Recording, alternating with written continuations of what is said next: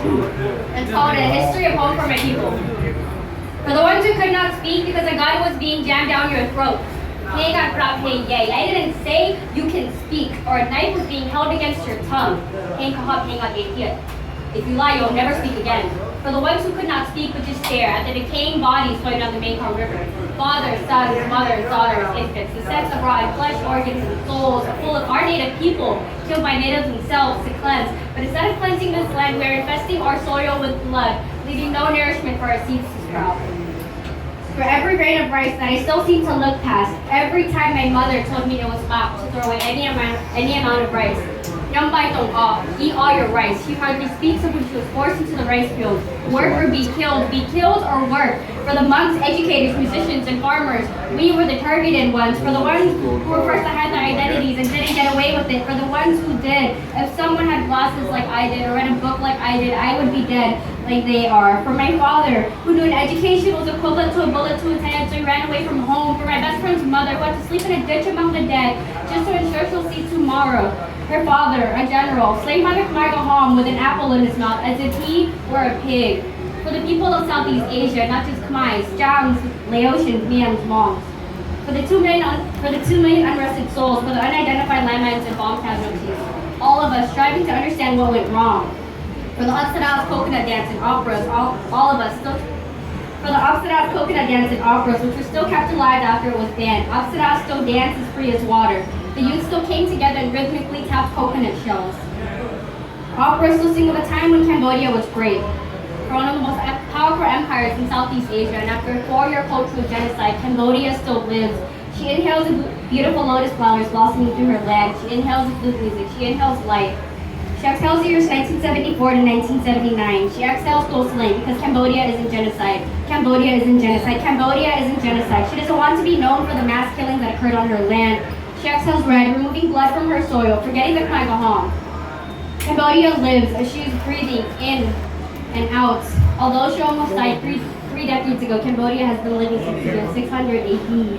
For ancient Angkor, the largest pre-industrial urban center in the world, a city that supported 1 million people, Angkor Wat reminds of the power that Cambodia has. Cambodia lives, she is breathing in and out. She tells us of history, his story, her story, your story. And all of us here must tell our stories.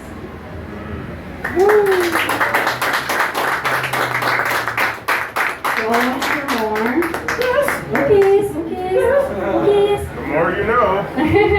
Alright, let's see.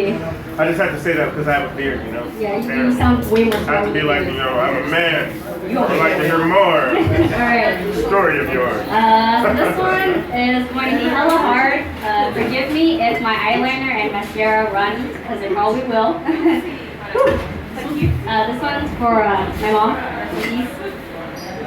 Okay. Rest in peace, rest in peace. I watched her struggle writing her name, always trying to perfect M, but she scribbles it with 4 humps. I told her, Ma, it's 2 like a camel, but she gave up.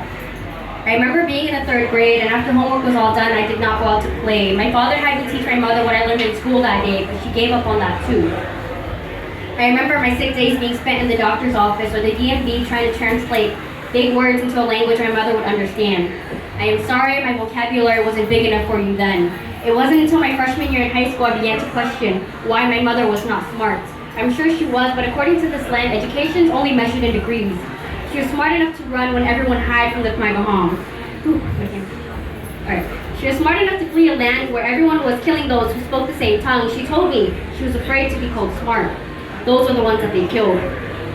No one kept this story written. All mouths were closed because those who spoke were killed too. They were killing people who spoke the same tongue, who wrote their own names, who breathed that same Cambodian air, and they were killing each other, and my mother watched them all struggle.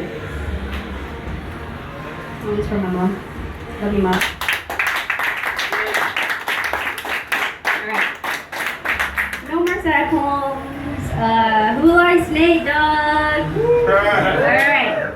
So Mom, Nate Dogg? I love Nate Dogg. Daniel Dogg. Alright. When everyone was playing West Coast and fuck the police, no one ever acknowledged your greatness. You were the only dog that followed behind the steps of Snoop.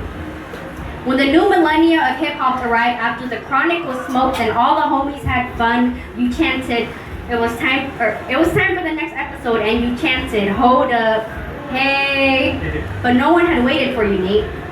You sparked a new generation of music, G-Funk era. A soulful gospel gangsta with a melody. A man that made gangsters from all hoods share tears of joy. You weren't just West Coast, but worldwide. From Brooklyn to Atlanta, you warned the niggas, oh no, that they were scared to hustle. You warned them of all your fans in the different area codes. Still, they didn't acknowledge you. You always put the 1 in 213. You made sure it was good to see Long Beach on the map. You showed the world that nobody does it better. You told them of the hardest man in town. 50 Cent couldn't have asked those 21 questions without you. Tupac couldn't have ride with his homies without you. Do you remember when you asked us where are we going? And I can tell you where we've been since.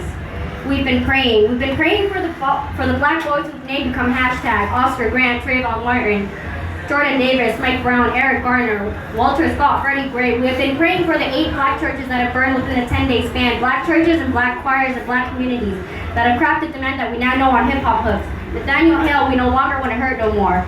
Warren reminded us that we would need a light to smoke away this pain. And when I am riding in my car, when I am listening to the radio, I will be the sad girl singing.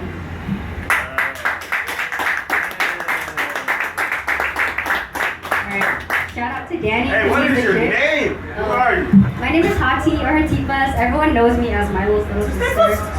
My little sister! My little sister. Hey, Yeah, you're I'm going to Hati. party. You're going to party. Thank you. Alright. Now to the next person. We're gonna get another poet on right now.